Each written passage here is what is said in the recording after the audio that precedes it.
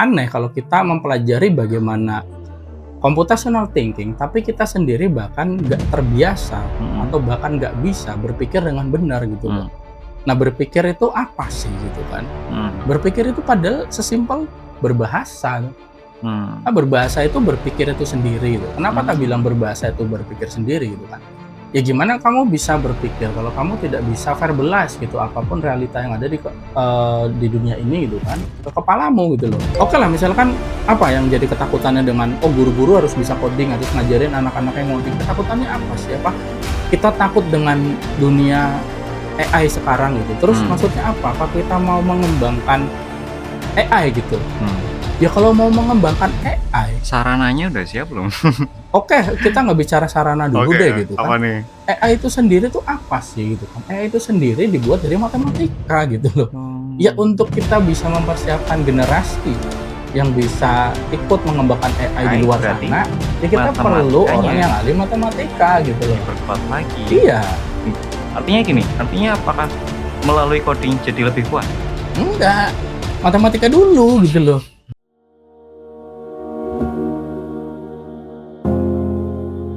Oke, Alright. jumpa lagi dengan kami di Bapak-Bapak Live di mana obrolan Ngobrol Bapak Bapak, bukan bukan basa-basi. basa-basi.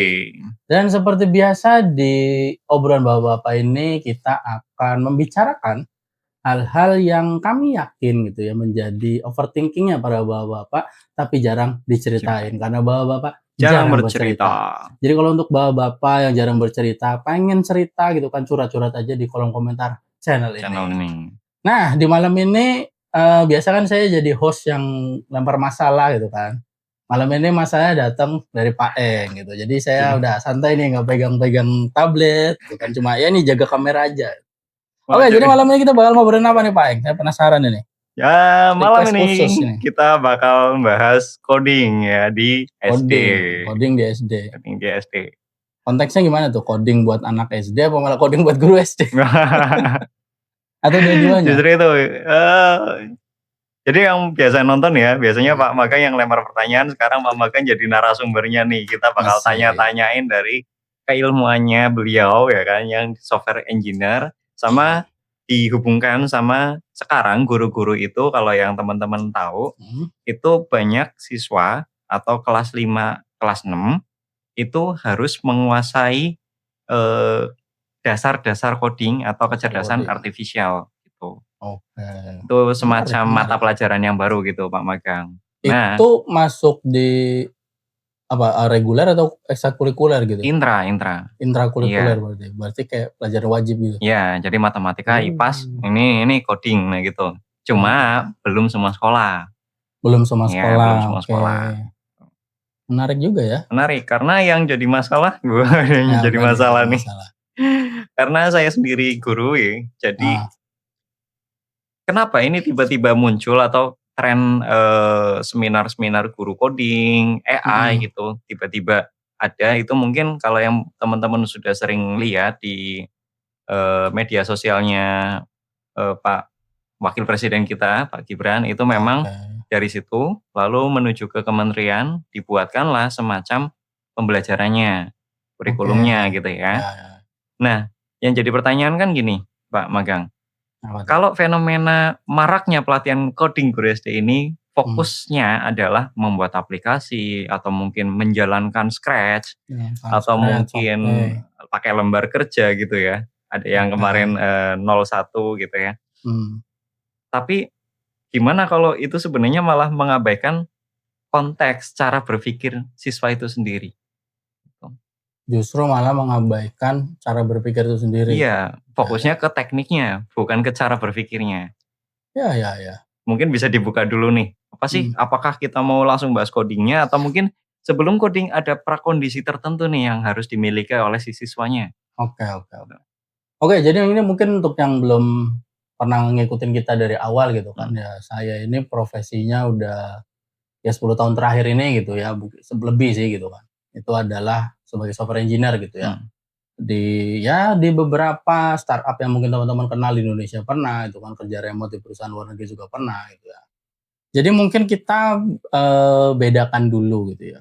Ya ini aku sih belum terlalu ngerti, sebenarnya apa aja yang diajarkan gitu kan. Ya, Tapi waktu itu, di luar ini gitu ya, Pak Eng udah pernah share gitu kan. ya. Di YouTube Edufornia kita pernah Ya kita podcast juga ya, pernah ya. bahas gitu. Jadi sebenarnya gini, kayak misalkan Scratch gitu, Hmm, itu belum sampai ke coding gitu ya, itu masih melatih computational thinking lah gitu kan, untuk kita tuh bisa berpikir secara komputasional gitu kan.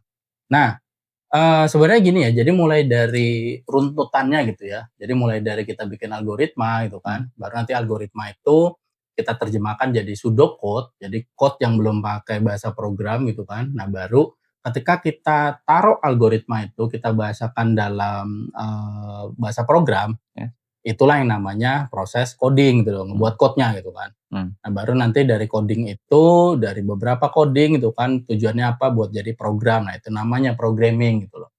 Nah, baru nanti dari programming ini kan untuk menemukan suatu solusi gitu, nah itulah yang saya kerjain dalam dunia software engineering, hmm, urutannya kira-kira begitu gitu. hmm. Terus kira-kira gimana lagi nih Ya, itu kan di dunia konteksnya? profesional ya, Pak Ya, Makang ya. dunia Artinya profesional. apakah kan jadi pertanyaan nih, Mhm. apakah nanti anak-anak ini bakal, kita arahkan untuk menjadi programmer coding gitu? Nah iya, Kan jadi itu pertanyaan jadi kan? pertanyaanku gitu loh, Makanya, ketika ya yang aku pahami sekarang kan guru-guru pun ikut pelatihannya gitu kan. mhm. Maksudnya apa itu? Apa guru-gurunya mau jadi junior engineer gitu? Atau kita mau mencetak Heeh, mencetak banyak software engineer gitu kan. Cuma ya software engineering itu nggak bicara tentang coding gitu loh, mmm, sebenarnya gitu ya. mmm, Jadi coding itu cuma membahasakan algoritma yang kita buat gitu kan, ke dalam bahasa yang dimengerti sama mesin gitu loh. mmm, Jadi programming itu dan coding itu cuma membahasakan itu gitu. Itu doang sebenarnya itu. Jadi apa ya, kita bisa bilang coding itu kemampuan teknis, aku bisa sebut seperti itu. mmm. Sama kayak kita belajar Microsoft Excel misalnya zaman Iya, dulu ya ya, ya ngerti ngerti komen-komennya rumus, apa ya gitu kan. sum Iya, apa gitu, itu gimana sebatas cara itu gitu iya, ya? gimana cara melakukan VLOOKUP, HLOOKUP gitu kan. Ya itu Oke, sama aja dengan kita coding gitu loh, Kak. mmm, Ya mungkin kalau secara prakteknya berbeda gitu kan, tapi ya ya, itu tep kemampuan teknis aja gitu loh. mhm, Dan yang jadi masalah tuh gini sebenarnya, Pak Eng, mmm, ya namanya technical skill itu dia nggak pernah stand alone gitu kan. Pasti mmm, semua merasakan gitu, technical skill tuh nggak pernah berdiri sendiri gitu. Kayak misalkan okelah, kamu belajar Excel gitu misalnya, mmm, ya buat apa dulu gitu kan. Biasanya yang mempelajari Excel lebih mendalam pasti dia seorang misalkan akuntan misalnya seperti itu. mmm, Apakah tanpa pemahaman mendalam banget dan banyak ngerti rumus-rumus Excel tuh dia nggak bisa jadi seorang akuntan? Kan nggak juga. enggak juga? Ini pemanis, pelengkap. Dia akan lebih Ah, kuat dengan kemampuan, di akuntansinya gitu, dengan dia yes, bisa, ya membuat data jadi lebih gampang gitu kan mmm, dengan, dia punya kemampuan Excel. Atau misalkan sekarang yang lagi marak gitu ya, mmm, ada kelas yang aku mohon maaf gitu loh, kelasnya itu agak BODO gitu ya, kelas gitu, kelas prompting, bilangnya prompt prompting, engineer itu. oke, Sebenarnya gini, prompt engineer itu sebenarnya ada gitu, cuma kelasnya ini terlalu menjual nama prompt engineer, tapi yang mmm, diajarin cuma gimana nge-prompting AI. Padahal di oke, perusahaan teknologi heeh, yang dia pakai agentic AI, prompt heeh, engineer tuh ada posisi itu.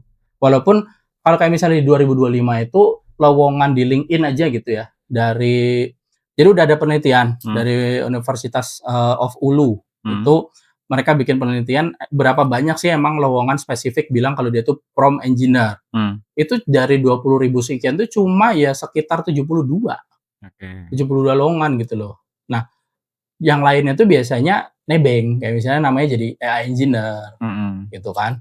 Nah, sebenarnya gini, kalau misalkan prompt engineer itu sendiri, sebenarnya tanggung jawabnya cukup gede di perusahaan tuh ada. Yaitu mmm, mungkin namanya biasanya AI engineer segala macam gitu kan. mmm, Walaupun ada yang spesifik bilang dia prompt engineer. mmm, Nah, kegiatannya ngapain? Kegiatannya itu justru mempertanggungjawabkan penggunaan agentic AI gitu. Kayak mmm, misalnya dia ngitung berapa token yang habis, berapa latensi terjadi gitu kan, sampai mmm, akhirnya nanti menghasilkan policy gitu loh. yes, Policy untuk penggunaan tokennya gitu kan. Nah, oke, cuma kan sekarang kelas yang diajarkan itu kelas prompt. mhm, Prompting itu memang technical skill gitu loh. Ya sekali yes, lagi, technical skill itu nggak pernah stand alone. oke, Apakah prompting itu skill yang mendukung? Iya gitu iya, loh. Misalnya Pak Eng seorang guru, mmm, dengan Pak Eng sudah punya kemampuannya dulu nih mmm, sebagai seorang guru, mhm, ditambah prompting dia bisa berdiskusi dengan AI, Pak Eng bisa buat modul dengan lebih mudah gitu kan untuk Mhm. pembelajaran gitu kan. Mhm. Intinya prompting ini itu cuma menggunakan AI dan di mana AI ini dipakai untuk memperkuat lagi, meng-enhance, me-leverage gitu kan Ya. dari kemampuan kita. Ataupun Oh, saya sebagai heeh. software engineer apakah saya juga prompting? Iyalah, saya pakai Claude, saya makan. AI Mhm. saya suruh kerja gitu loh. Cuma kan kemampuan software engineering saya sudah lebih dari 10 tahun gitu loh. Jadi saya Yes. tahu gimana caranya prompting yang benar supaya AI-nya bisa menghasilkan ya project yang nggak abal-abal gitu loh, yang Mhm. benar-benar ya bisa apa istilah itu kita biasanya sebut sebagai production ready gitu loh. Oke. Bukan bukan produk yang bahkan kalau misalnya user-nya 1.000 udah ngadat tuh enggak, produk Mmm. yang kita pakai itu kan user-nya ribuan, jutaan gitu Mmm. kan. Ya gitu, kemampuan bahkan coding itu tadi sama, itu sekedar technical skill dan technical skill ini Mhm. nggak pernah stand alone, dia Mhm. memperkuat aja, mempermanis. Mmm. Misalnya Pak Eng gitu mau ngajar matematika gitu kan, atau Yes. mau ngajar matematikanya tingkat lanjut gitu, Pak Eng membuat suatu pemodelan gitu. Mmm. Kalau Pak Eng nanti ngitung sendiri untuk sekian kasus kelamaan, prompting aja, minta AI suruh bikin 100 test case misalnya seperti Mmm. itu. Ataupun ahli matematika dia juga kan gitu, dia udah buat Mmm. pemodelan matematika, dia minta AI buat beresin. Ya gitu. Dasar, profesinya ada dulu juga nggak? Iya, Maksudnya bukan dasar profesinya, kemampuan dasarnya yang kemampuan harus dasarnya? diperkuat gitu kan. Ya. Aku jadi bayangin gini Pak Magang, Apa sorry tuh? tak potong. Kayaknya nggak ada perusahaan yang buka lowongan tukang Excel, tukang Iya, Canva, iya, nggak ada kan nggak ada. nggak ada. Lowongannya Pasti UI UX designer, iya nah, kan? ada Lowongannya graphic semacam designer. profesinya dulu Iya, atau keterampilan dasar yang dimiliki. penggunaan-penggunaan hal-hal seperti itu kan Mhm. technical skill-nya bahkan itu Mmm. memperkuat aja gitu loh. Yes. Ya itu yang aku jadi mempertanyakan gitu dengan Dengan pembelajaran pembelajaran coding coding ini. ini sebenarnya arahnya mau kemana kan? Coding sudah Mmm. jadi hal yang murah untuk sekarang dengan adanya AI. Oke Jadi oke orang yang oke. cuma bisa coding akan kita nggak mungkin bahasanya terlalu sadis kalau kita bilang jadi murah, yaitu tadi terkomoditisasi gitu loh. Mmm. Jadi dia udah bukan hal yang langka, udah abundant. Maka coding ini, kalau di kurikulum ya, Mmm, teman-teman mungkin, belum pernah lihat bukunya, saya mungkin bisa sharing dulu. mmm, Memang di buku, coding ini pembelajarannya memang nggak langsung ke teknologinya. Jadi ya, memang dimulai dari computational betul, thinking dulu. ya, Masalahnya, mmm, apakah guru-gurunya juga sudah memahami bahwa coding itu bukan sekedar membuat AI atau memakainya saja, tapi nah, apa sih yang harus kita pikirkan terlebih dahulu, logiknya, grammar, sama, satu lagi, retorik, retorik. ya. Itu dulu ya, Iya, itu 3 dasar pendidikan yang ada di barat kan, trivium namanya. Kita udah trivium. pernah bahas di episode kita yang lain. Mhm. Jadi gini loh, yang kadang aku agak, sesalkan gitu kan, Mhm. masyarakat kita atau mungkin kita bisa ngomong agak sedikit lebih keras gitu ya, bangsa kita terlalu latah dengan segala kemampuan teknikal itu tadi gitu loh. Segala hal yang baru di dunia, secara teknik pengen langsung dibikin pelatihan. Iya, iya, apapun yang berbau teknikal itu kita mikir itu yang penting gitu, padahal kan Mhm. itu tadi, kemampuan teknis itu nggak pernah stand alone. Mhm. Dia mengikuti sesuatu, dia associated with Mhm. another gitu kan. Jadi sebenarnya yang dipentingkan itu justru ya, oke lah tadi mungkin belajar computational thinking gitu kan. Mhm.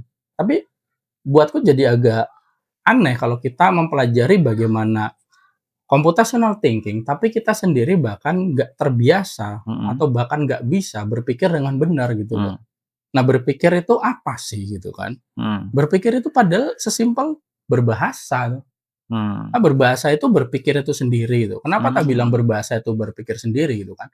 Ya gimana kamu bisa berpikir kalau kamu tidak bisa verbalize gitu apapun realita yang ada di dunia ini gitu kan, ke kepalamu gitu loh. Makanya aku sangat setuju dengan trivium itu ya, di beberapa episode kita pernah Mhm. ngobrol gitu kan, Ngobrol, di heeh. mana, kalau di barat itu anak-anak tuh diajarkan, dibiasakan bahkan ya, itu adalah dengan gimana mereka itu logic, Mhm. baru habis itu grammar, habis itu retorik gitu loh. Mhm.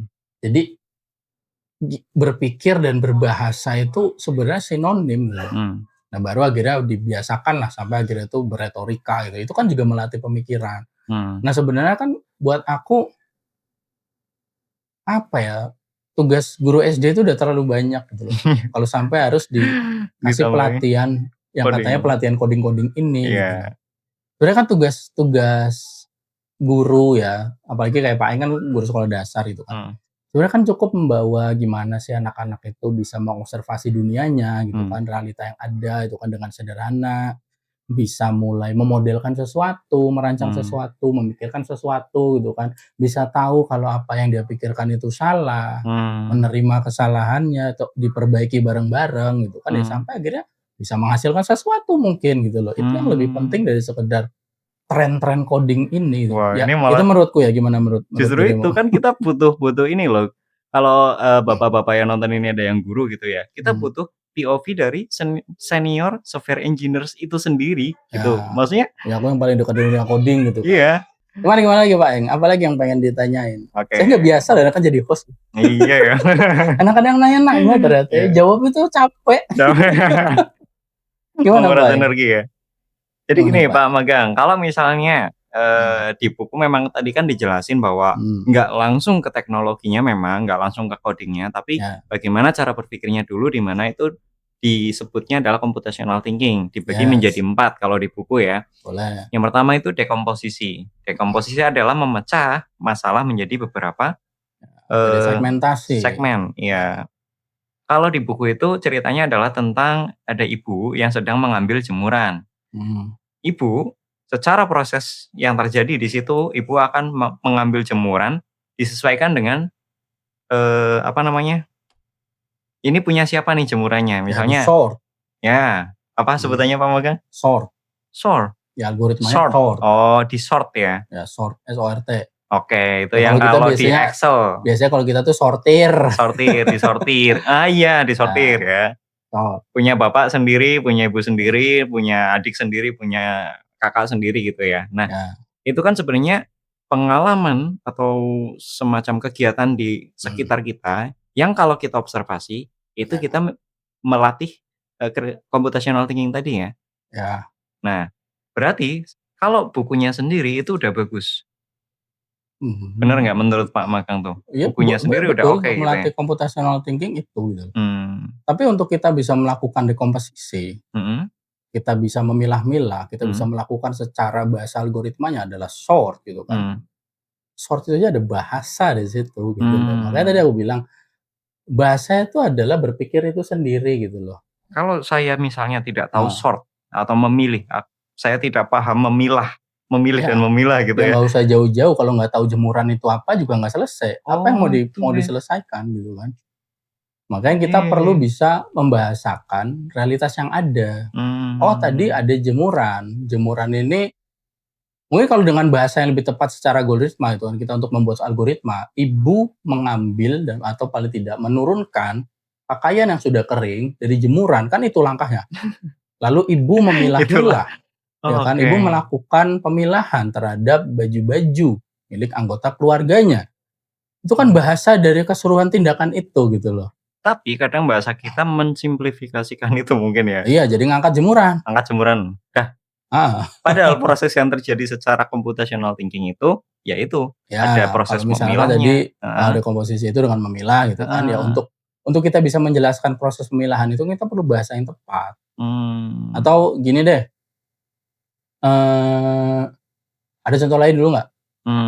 apa ya, dekomposisi ya? Atau yang lain juga nggak apa-apa, anggap dekomposisi Mainan, selesai. Ya membereskan mainan, mainan, ya. ya Jadi misalnya ada mainan Lego, ya terus ada mainan bola, ada ya, mainan, mmm, krayon lah misalnya ada 3 mainan itu berserakan gitu. betul, Lalu kita membereskannya, ya. misalnya saya membereskan krayon dulu, maka saya Ya, akan mengambil krayon di beberapa tempat. nah kan itu ada bahasanya kan, mengambil krayon. Apa itu krayon? Iya Apa bedanya sama Lego? iya, Oke, makanya kita akan sulit gitu kan untuk mengejawantahkan apa yang ada di realitas ini kalau kita tidak berbahasa dengan baik gitu loh. mmm, Dan yang agak aku sesalkan gitu kan ya mohon maaf gitu ya di masyarakat kita bahasa mhm, itu termarginalkan, seolah tidak sepenting matematika gitu loh. iya Bahkan lagi, kamu mau gimana kau mau merumuskan sesuatu ketika mhm, kamu tidak bisa berbahasa, iya, padahal matematika itu hanya pemodelan, mmm, ya kan? Dia cuma memodelkan dengan lebih simpel aja tuh. mmm, Ya misalkan kalau kita pakai bahasa yang panjang gitu ya, ya udah sering bilang lah contohnya itu kan di episode yang lain juga ada, heeh, Budi punya permen 10 diminta adeknya 2, Jawabannya boleh. Nah, ini sekitar segini nih. Bahasanya segini. Kalau kita Iya. modelkan dengan Nah, kalau matematika, matematika tuh memodelkan lebih gampang, jadi nah, simpel. Itu adalah ya 10 10 min 2 sama min dengan 8 8, selesai kayak itu gitu kan. maksudnya ya, Heeh. pemodelan. Tapi kan Oke. untuk bisa berpikir gitu kan, ya tetap membutuhkan bahasa tuh. Semakin kita baik dalam berbahasa, semakin banyak kosakata yang kita kuasai gitu kan, itu juga jadi knowledge buat kita tuh. Knowledge itu Mmm, power gitu kan. Tapi gimana kita bisa merangkainya menjadi sesuatu, itu kan kita membahasakannya gitu loh. mmm, Atau misalnya gini deh, mmm, ketika kita lihat, eee, jembatan gitu ya, mmm, jembatan terus ini jembatannya berbahaya deh gitu, kayaknya mau roboh gitu. mmm, Ya mau robohnya kenapa? Makanya dalam engineering tuh akhirnya dibahasakan. mmm, Apakah tekanannya gitu loh, mmm. apakah tegangan dari talinya gitu, apakah kekuatan dari fondasinya, itu kan ada bahasanya gitu kan. Jadi Nah, nggak cuma mau roboh saja iya gitu kalau ya? sekedar mau roboh tuh terlalu luas. Kita harus pilih atau bahkan memilah atau bahkan Iya, menganalisis, mengobservasi betul. gitu ya? Maka itu tadi sebenarnya yang perlu dibiasakan itu kan bagaimana kita mengobservasi sesuatu, Supaya detailnya bisa detailnya bisa dapat. Misalnya kita dapet, cuma bilang, oke. "Kaki saya sakit," terlalu banyak makna di situ. Tapi Yes kalau yes. kaki saya keseleo, kaki saya terkilir, kaki saya mengalami lebam, itu kan lain. Oke, itu harus dibiasakan maksudnya? Iya, berbahasa dengan baik dan benar itu harus dibiasakan.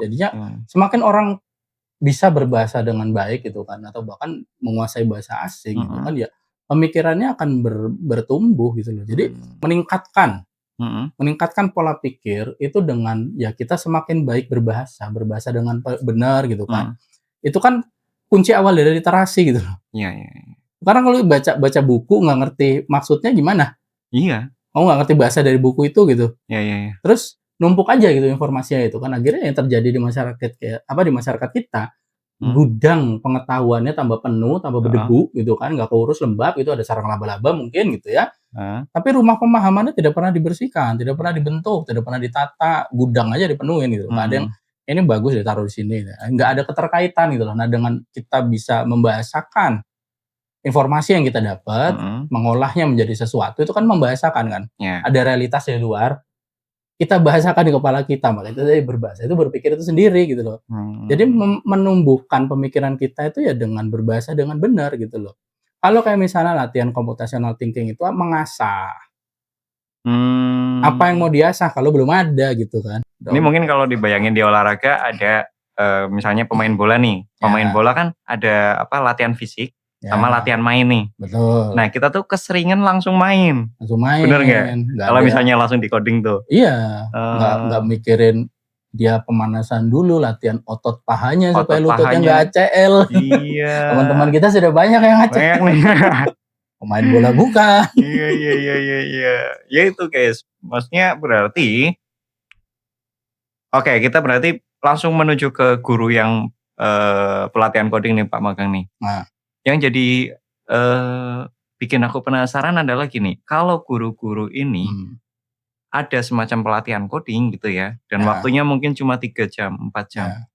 Apa yang bisa teman-teman guru ini dapatkan gitu, kira-kira? Ya karena itu kemampuan teknis sebenarnya sih nggak terlalu sulit dan tentunya bisa mendapatkan apapun asal dilatih lagi di rumah gitu kan. Oh, Tapi kan maksudku lebih baik itu menjadi hal yang spesifik, kayak misalnya, oh dia ada guru SMK yang misalnya SMK-nya, ke arahnya teknologi gitu kan, mhm, SMK-nya lulusan SMK-nya itu buat orang-orang mempersiapkan nanti dia bisa jadi programmer gitu kan, ya mhm, itu gurunya emang harus bisa ngoding buat ngajarin ngoding gitu kan. mmm, Tapi sekali lagi coding itu kembali lagi itu kemampuan teknis gitu loh. mhm, Maksudku sekali lagi kita terlalu latah dengan segala kemampuan teknis gitu kan. Dari zaman bapakku dulu aku ngikut dia les komputer gitu kan. Sementara akhirnya ya buat apa lagi komputer udah pakai klaklik-klaklik mhm, apalagi gitu kan. Ya akan mmm, kalau kita selalu latah dan mengikuti setiap kemampuan teknis yang ada ya kita ketinggalan terus. Karena kan teknologi mmm, berkembang gitu loh. Tapi mhm, yang nggak akan bisa ketinggalan tuh ketika kita mempelajari, kita memperkuat fondasinya gitu loh.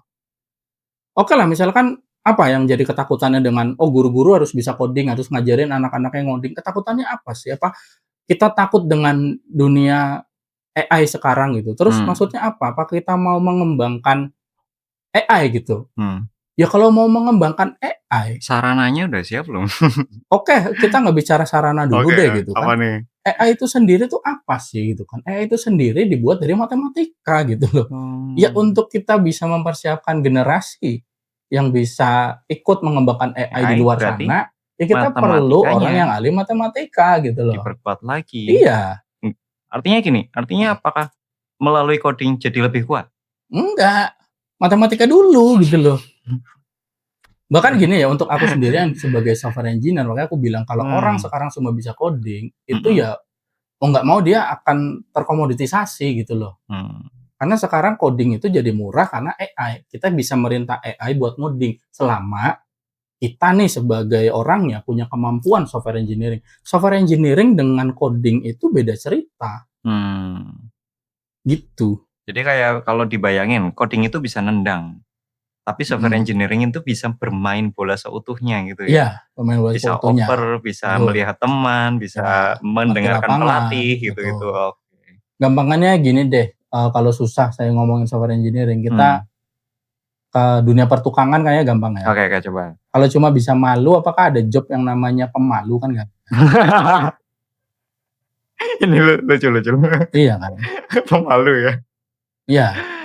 Tapi Ya adanya tukang kalau gitu kamu ya? jadi programmer, dengan Heeh, analogi tukang tadi, oke. kamu bisa malu, kamu bisa gergaji, kamu Yes, tahu kapan harus palu yang benar, gergaji sudutnya harusnya gimana, kamu bisa ngecat. oke. Aku mau jelasin gini, Oke oke coba. jadi kan ada kalau kamu bisa sepaket nih, kamu bisa malu, kamu bisa Mmm, gergaji, kamu ngerti cara palu yang benar, cara mmm, gergaji yang benar, itu kamu programmer, kamu bisa ngebuat program. mmm, Tapi ketika ada tukang yang dia juga bisa semua itu, mhm, dan dia bisa ngerti, oh kalau bangunan kayak gini fondasinya harus gimana, begini biayanya seperti apa, mhm, ketika ada kendala hujan tadi saya harus ngapain mhm, di dalam proses produksi pembentukan bangunan misalnya kalau mmm, hujan tuh mitigasinya gimana gitu kan, mhm, sampai ngitung biaya harus berapa, ya biasanya itu orang-orang, bosnya itu kan mhm, orang-orang teknik sipil gitu kan, ya itulah software engineer gitu loh. yes, Software engineer itu ngebangun software, mmm. bukan ngebangun modul, beda.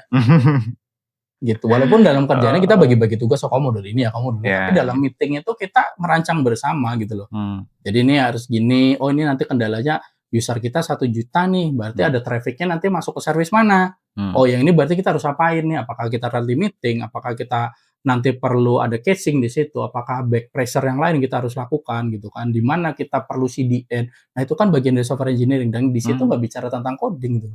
Coding itu mmm, cuma implementasinya di mana saya membahasakan dari tadi tuh rancangan udah dibikin, berarti nanti logiknya kayak gini gini gini. Nah, logika itu diterjemahkan supaya mesin bisa baca, bisa mmm, ngerti apa yang kita mau lewat coding gitu kan. kompleks banget ya berarti ya? Iya, atau misalnya tadi lah Mmm, orang matematika itu kan dia udah bisa, memodelkan sesuatu, ya daripada dia bikin pengujian sendiri, dia tinggal pakai bahasa C++, dia coding sedikit, atau kalau mmm, dia nggak bisa coding, ya sekarang udah ada AI, mhm, "Tolong dong nih saya udah punya model seperti ini, kamu mhm, buatkan test case dengan kode untuk bahasa ini, mhm, compile." mmm, Bikin gitu, bikin sampai bisa di-compile. Nah gitu, makanya tak bilang, kemampuan teknis itu akan selalu jadi murah pada masanya gitu loh. Ya seperti dulu orang bisa iya iya. Excel tuh mahal, lama-lama Iya, ya nggak guna lagi. nggak guna lagi, betul Iya, betul betul betul. sama dulu mungkin 10 tahun yang lalu orang bisa coding kayak saya itu mahal, tapi kalau Mmm, saya bertahan cuma bisa ngoding, nggak ngerti bener-bener fundamental software engineering, ya mmm, saya udah lama terdepak gitu loh, mmm, gitu. Makanya kalau kita terlalu latah, terlalu fokus sama kemampuan teknis, teknis. ya kita nggak akan ke mana-mana, itu jadi penonton aja, jadi tukang aja terus, Berarti penting nggak tuh pelatihan coding untuk guru menurut Pak magang nih? menurutku. Aku sih sorry to say ya, menurut keyakinan saya gitu ya, enggak gitu loh. Enggak ya, oke oke. Karena justru yang lebih diperuntukkan itu kan basic-nya. Basic berpikir dulu. Iya, basic berpikirnya, basic pengetahuannya. Okelah, Ya, kalau basic berpikir terlalu luas gitu kan, basic pengetahuannya gitu loh. mmm, Makanya tadi aku pertanyakan kan, ketakutannya apa sih? Apakah kita takut dengan bersaing di era AI ini? Ya mmm, kalau memang takut bersaing di era AI, ya jangan jadi pengguna AI. Kita harus menciptakan generasi yang bisa mengembangkan AI gitu loh. mmm, Mengembangkan AI itu AI-nya sendiri kan dikembangkan dengan matematika, kalau mmm, kita mau belajar AI-nya gitu kan. mhm, Nah sekarang hal yang lebih penting lagi gitu loh, ini AI jalan di mana gitu kan, AI jalan di cloud gitu, terus cloud itu awan gitu di langit sana kan enggak. dia ada di mesin yang sangat besar gitu Besar, kan, yes. Butuh listrik yang butuh sangat listrik segala macam, besar. dia bergerak di atas transistor gitu loh. Iya, Sekarang mana sih yang menguasai dunia pertransistoran, semikonduktor? Taiwan gitu loh. Ya belajarlah mmm, semikonduktornya, itu juga bisa tuh basic-nya gitu kan. mmm, Selama kamu kuat dalam pengembangan transistor, mungkin bisa mhm, menemukan bagaimana cara membuat transistor yang semakin kecil tanpa, terkena masalah quantum tunneling misalnya, itu kan akan mhm, lebih mahal gitu loh, nggak akan mmm, tergantikan oleh AI. yes yes. Bahkan tukang coding udah tergantikan AI kalau jadi tukang coding doang gitu kan. Iya iya iya iya. Atau misalnya tadi seperti Pak yang bilang, AI itu butuh listrik banyak gitu kan. Mmm, Selain butuh listrik banyak, dia sampah karbonnya segala macam. mmm, Ya kita bisa belajari tentang ngebangun infrastruktur listriknya, kita bisa belajarin gimana, kita bisa ngeberesin masalah sampah karbonnya ini gitu loh. mmm, Itu ilmu-ilmu yang nggak akan tergantikan oleh AI gitu loh, ilmu mmm, basic, foundation-nya di situ gitu kan. Kalau hmm, kita terlalu latah gitu ya sama kemampuan teknis ya, mau sampai kapan terulang lagi, kita akan mmm. tergantikan terus gitu loh, ya nggak sih? Iya, pantesan dulu aku sempat mikir gini teman-teman ya, bapak ibu guru mungkin yang nonton, apakah di pelatihan coding ini nanti, kita belajar nge-prompt gitu-gitu loh. Ya, Ya kan dulu aku sempat bilang gitu, heeh. berarti nanti tujuannya kita nge-prompt dong gitu kan. Ya kalau Iya kan? itu Aku tadi yang nge-prompt tadi juga ngapain dipelajarin. lah iya pada akhirnya Nge-prompt itu kan tinggal ya kamu apa gitu, me kalau kamu seorang guru, kamu akan ngerti kamu meminta AI untuk bantu kerjaanmu gitu loh, yes, iya kan? Prompting itu tadi kemampuan teknis dan mhm, kemampuan teknis itu nggak pernah stand alone, yes dia yes, selalu associated dengan sesuatu gitu loh. mhm. Gimana dong? Nah ini yang mungkin jadi kesimpulan di akhir ya, kalau tadi kita udah tanya, Mmm, apakah penting teknis? Kalau jawaban Pak magang enggak, maunya ya fundamentalnya dulu gitu penting ya, nggak penting pondasinya. ya, penting Penting nggak nggak penting? penting, Oke. tapi maksudku untuk sampai kayak misalnya anak SD dipaksa belajar coding, ya kalau dia Heeh. nggak suka gimana gitu loh. Iya, maksudnya Coding itu kemampuan teknis sekali lagi, kalau memang kemampuan teknis itu bisa dikuasai ketika dia membutuhkannya, eee, iya kan? iya iya. Makanya ini yang pengen aku hubungin, Heeh, ketika dia membutuhkannya ya, kita iya, kita garis bawahi. betul. Maka arahnya ke mana gitu loh. Belajar AI, guru-guru belajar coding arahnya ke mana kan? Itu yang Mhm, jadi pertanyaan kita bersama gitu loh. ya Guru-guru juga banyak yang, nanti anak-anak mau diapain sih ini sebenarnya gitu loh. ya, Maka kalau, menurut, bukunya itu tadi, dijelaskan gini, cara berpikirnya itu penting untuk apa saja.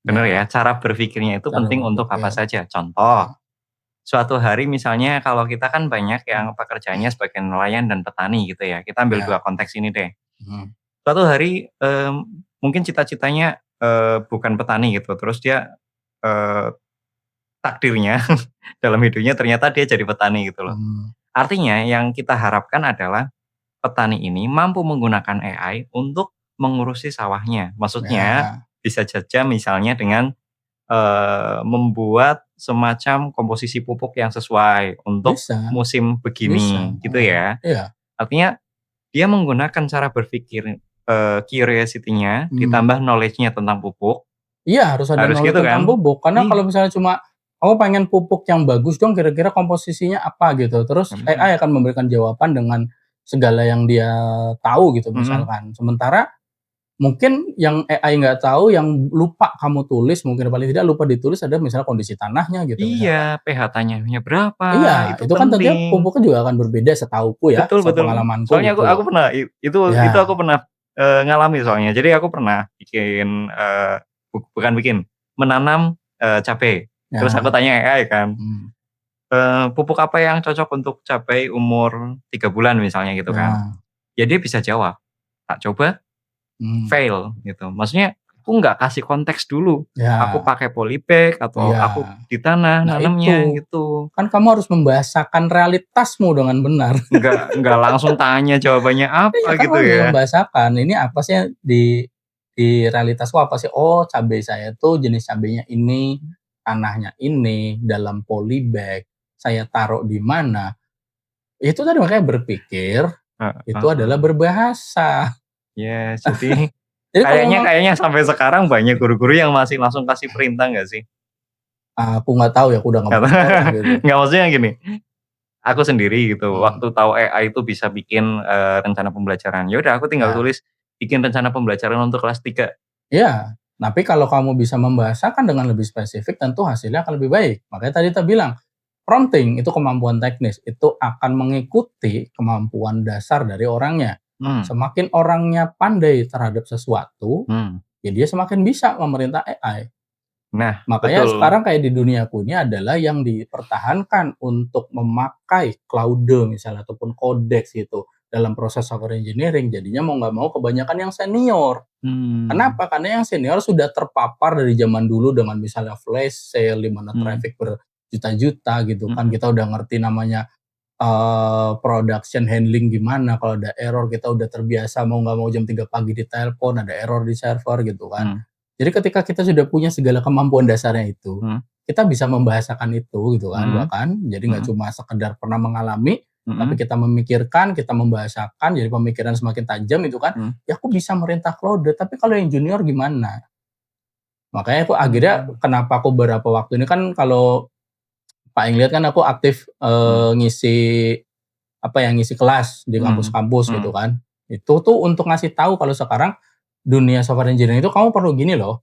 Jadi aku ngasih kemampuan yang mungkin secara di pembelajaran di kampus itu nggak sampai gitu nggak loh. teknis, Heeh, karena oke. ini benar-benar basic. Basic, oke. Jadi ada fundamental yang di atas basic gitu, bener-bener di lapangan seperti apa. Nah, itu yang aku kasih tahu supaya mereka ketika lulus nggak cuma bisa modal gini loh, aku bisa ngoding, udah nggak laku, nah gitu. Itu Makanya kamu maksudnya. harus ngerti, oh kapan saya harus ya ini aku akan Mmm, bicara sedikit tentang software engineering kayak mmm, kapan harus caching, kapan saya harus rate limiting, ya itu kan nggak sekedar kemampuan teknis, itu fundamental itu dalam fundamental, software engineering. Ya mmm, kembali lagi kalau kita mungkin gini ya, kalau tadi aku bilang mungkin belajar berpikir itu adalah hal yang terlalu luas mungkin gitu kan. mmm, Sementara sebenarnya itu bisa kita lakukan sehari-hari mulai dengan melatih logik sambil ya bergrammar yang benar gitu mmm, kan ya, kembali ke trivium itu kan logik, grammar, retorik gitu kan, mmm, tuh melatih pemikiran kita gitu kan. Ya udah kita kuatkan dari kecil itu bukan masalah, oh bisa coding, enggak, fundamentalnya apa gitu loh. Misalnya mhm, tadi mau ngarah, oh kita pengen masyarakat kita nanti bisa ikut bersaing, bisa ikut, dalam persaingan kerja sebagai pengembang AI, mmm, kerja ya untuk pengembang AI. Ya udah latihlah matematika, itu kita kembali ke STEM.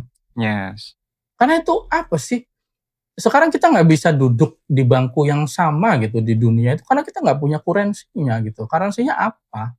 Karensi di dunia ini kan bukan uang, tapi science gitu loh. sains, pengetahuan ya. Iya, ya mohon maaf ya, saya akan sebut sedikit gitu loh. Ilmuwan Israel masih bisa berakrab-akrab dengan ilmuwan Jerman ya karena mereka pakai bahasa yang lebih universal, science, Sains, STEM lagi gitu kan. STEM lagi. Karena gini loh Pak Eng, sorry agak nambahin, Oke, oke, eee, ketika kita bisa membahasakan itu, kita belajar STEM, itu kan jadi fundamental mmm, dan kita bisa membahasakannya dengan baik gitu kan. mhm, STEM itu akan mengubah suatu ketidakpastian itu menjadi risiko dan itu lebih baik. Kebayang nggak maksudnya? kebayang. Aku pernah nonton di Gita Wirjawan soalnya. Ya, itu Oke, sering dibilang Pak itu. mungkin kalau yang teman-teman belum ini kita jelasin dulu nih konteksnya nih. Jadi gini, maksudnya dengan, STEM itu suatu Mhm, ketidakpastian itu bisa jadi risiko, karena gini, risiko itu kita bisa kalkulasi, ya yes, kan? Ketika kita belajar teknologi, belajar matematika, belajar mmm, sains, itu kan supaya sesuatu itu bisa terkalkulasikan. mhm, Jadinya kita bisa melakukan karena tadi risiko berarti kita bisa mitigasi, mmm, kita bisa prevensi juga, mhm, dan paling tidak kita bisa memperkirakan lah seperti apa gitu kan. Nah, kayak misalnya tadilah dengan pemodelan, itu mmm, kan untuk kita bisa memperkirakan, kita bisa memprediksi. mhm, Tapi kalau nggak punya basic, ya pengetahuan fundamental itu tadi atau bahkan kita bisa bilang STEM-nya ini, mmm. yang ada ya ketidakpastian aja gitu loh. Berarti kalau dianalogikan besok hujan nggak ya? Itu Iya, tidak pasti. nggak pasti. Tapi kalau 55% Nah, kemungkinan hujan, kalau misalnya kita mempelajari ilmu cuaca gitu kan, ya, ada misalnya, oh ternyata presipitasinya heeh, ternyata kalkulasinya adalah 2 hari ke depan itu akan kemungkinannya 80% hujan, itu kan kita bisa ambil keputusan bawa payung apa enggak gitu loh. iya, Jadi risiko gitu kan, betul, jadi persetan risiko. itu mau ada hujan benar atau enggak, tapi kan kita bisa menentukan sikap. Mitigasinya kita udah siapin. Ya, Iya, itu tadi sebenarnya ilmu pengetahuan, sains gitu kan. untuk membuat suatu hal yang tadinya tidak pasti itu menjadi Menjadi resiko gitu loh. resiko. Apakah resikonya tinggi, sedang, Ya, kecil gitu loh? resiko tuh ada levelnya, tapi kalau nggak pasti kan nggak ada levelnya. Nggak ada levelnya. Berarti closing statement-nya mungkin kalau dari aku sendiri, Apa karena tuh? tadi udah sampai, pentingnya apa, ya udah trivium gitu ya, itu dulu. Berarti kalau kita mau berangkat ya, berangkat Mhm, untuk mengajarkan coding nih misalnya nih, per mhm, besok gitu ya, heeh. lembar kerja itu tetap penting. Maksudnya kalau dari kurikulum sendiri memang harus ada juga kan, kita nggak bisa menolak juga kan maksudnya, Oh iya, oh ya ya, yang mengerjakan lembar kalau kerjanya. cara mengerjakannya nggak ada masalah, Ya karena itu kan nggak ada memang masalah, siap. belajar untuk menuju coding kan. Iya. Mhm, Hmm, maka apa sih yang perlu, seorang guru miliki? Artinya heeh, gini, kalau tadi kita bicara pelatihan coding-nya itu mhm, membahas teknis, iya bahas lalu teknis. kalau juga tadi sudah disampaikan untuk siswa sendiri butuh yang seperti ini, untuk guru sendiri nih, apa yang perlu kita tingkatkan skill kita atau mungkin fundamental kita sebagai guru yang sudah berada di revolusi 4.0 atau bahkan nanti ke 5.0 ini? Gimana ya, mungkin, gini ya, tapi ini sekali lagi ini menurut keyakinan saya gitu Mmm, ya. Sebenarnya gini loh, tugas guru itu sebenarnya secara administratif kan sudah berat, mhm, maksudku nggak usah ditambah-tambahin lah, mhm, dengan hal yang maksudku tuh nggak terlalu berimpak dalam hidupnya gitu loh. mmm. Emang emang kamu tiba-tiba jadi junior engineer di tempat kamu itu kerja? Ya kadang iya sih, nyoba-nyoba kan, tapi kan nggak mungkin Iya, langsung tapi resiko bisa resiko berhasilnya tinggi ya kan enggak gitu kan. enggak, Tapi kecil-kecil. maksudku gini loh, pada guru itu lebih penting dibantu untuk ditingkatkan kemampuannya itu kan untuk dia menjadi role model. Mmm, Gimana seorang itu bisa mengerti apa namanya open minded, apa namanya critical thinking, analytical thinking kalau dia mmm, nggak punya role model gitu loh. Ya mmm, ada orang yang nggak perlu role model ada, tapi berapa banyak sih gitu loh ya. Tapi oke, makanya ada sekolah ya, gitu kan. Nah sekolah ini kan membentuk pembelajaran jadi efisien. yes, Orang jadi terarah belajarnya gitu kan, dan tentunya itu ya, tadi, dia ketemu namanya role model. itu ya malah yang Dan role model ini ya dari mana? Dari guru gitu loh. mmm, Karena mau gimana pun orang terdidik di negara kita mmm, itu kan cuma 3% ya yang di bangku kuliah mmm, gitu loh. Bahkan yang S3 1% gitu kan. Nah, dengan kemampuan orang tua yang di mana pendidikan kita belum bisa mencapai orang banyak, masih mmm, cukup mahal, yang kita mau gimana lagi, pendidikan mmm, di negara kita masih mahal gitu kan. mhm, Dengan orang yang terdidik dan ya punya pendidikan ini sedikit gitu kan. Ya gimana dia mau jadi menyampaikan hal-hal dengan ya berbau critical thinking, analytical thinking, problem identifying gitu kan. Ya mau nggak mau kan role modelnya pindah ke guru. Apalagi ya mhm, bocah, anak-anak bisa 8 jam sampai 10 jam di sekolah. yes, Sama orang tuanya mungkin cuma berapa jam di rumah gitu kan. iya Dan mau iya nggak mau kan role modelnya di guru gitu loh. iya, Karena buatku mending lebih baik fasilitasi guru untuk semakin bisa jadi role model. wah, Dilatih berpikirnya gitu kan, dikasih pelatihan-pelatihan yang terkait mungkin dengan STEM misalnya seperti eee, itu, jadi bisa mengajar fisika ataupun kimia gitu atau matematika dengan lebih mudah lagi untuk anak-anak yang masih kalau Pak Eng kan harusnya SD SD gitu kan, ya, tentunya kan butuh bahasa yang lebih mudah dicerna anak-anak ini gitu kan. betul betul Nah, betul, untuk membahasakan itu kan tentunya Pak Eng juga perlu fundamental yang kuat dalam ilmunya sendiri memahami apa itu, atau ya ya misalnya ya, mau ngajarin matematika gitu kan ya mhm, Pak Eng sendiri harus bisa membahasakan itu ke kepala Pak Eng, baru mhm, bisa ke orang gitu kan. Ya ya makanya maksudku lebih baik kasih pelatihan yang itu sih gitu loh. ya, Untuk menjadi ya role model yang apa ya, bilangnya itu yang punya kesan kuat gitu loh di anak-anak gitu kan. Oh, mmm, aku belajar fisika seneng, gurunya pintar banget fisika. Pernah kan iya ngerasa seperti iya, itu? Aku senang relate, matematika, gurunya yang ini enak ngajar matematikanya pintar, iya, kan gitu loh. Nah kalau di rumah, mmm, "Oh gimana bapakku nggak sekolah gitu ya, mmm, gimana?" Gitu kan. Ya kita nggak bisa nyalain bapaknya gitu, makanya ada sekolah ada nih, sekolah ada ya, guru, bisa jadi role model dan itu mmm, kemampuan yang penting melakukan observability gitu kan, menemukan masalah, itu kan bisa dibimbing sama guru. mhm, Guru yang terlatih tentunya, guru yang pola pikirnya juga kemampuan berpikirnya juga sudah mumpuni gitu kan. ya ya ya, Bisa tadi menemukan masalah, bisa memodelkan sesuatu, bisa mhm, diajak memahami kalau pemodelan yang dia bikin salah. Si mmm. murid ini bisa diajak, "Gimana yuk kita memperbaikinya, mengakui kesalahan itu." Itu kan yang lebih penting buat guru-guru. Iya.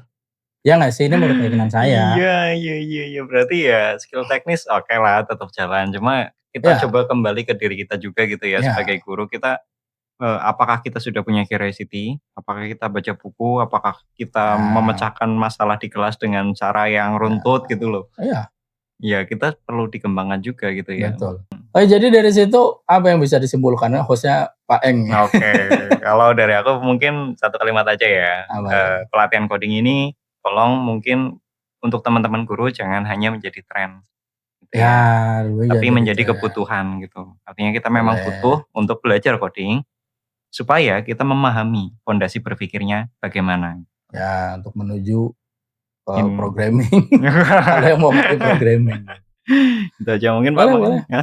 Dari aku sih nggak ada sih, itu aja udah disimpulkan sama Pak Heeh, Eng gitu kan. Cuma ya kalau dari aku sendiri ya itu tadi, coding itu kemampuan teknis dan apapun kemampuan teknis itu nggak pernah stand alone, dia selalu associated dengan sesuatu. Ya mmm, kayak saya bisa coding karena saya seorang software software engineer, engineering. dengan saya bisa coding ya tentunya saya nggak sekedar bikin algoritma di kepala, tapi saya bisa mengejawantakannya jadi suatu program gitu loh, sampai Mmm, akhirnya ya jadi suatu software gitu kan, ya sama dengan kemampuan teknis yang lain. ya, Oke lah, itu aja paling kita di episode kali ini ya, Pak Eng. Jadi ya mhm, pokoknya terus, tumbuh bersama kami di Bapak-Bapak Live, di mana ya kita akan selalu membahas yang kami yakin menjadi overthinking-nya para bapak-bapak, tapi jarang diceritakan karena Pak bapak-bapak jarang jarang bercerita. bercerita. Jadi buat semua bapak-bapak yang jarang bercerita, pengen cerita, curhat-curhat aja di kolom komentar channel ini. Ini, Oke, pokoknya itu aja. Jumpa lagi di episode mendatang. Wassalamualaikum warahmatullahi wabarakatuh. bye. Dadah.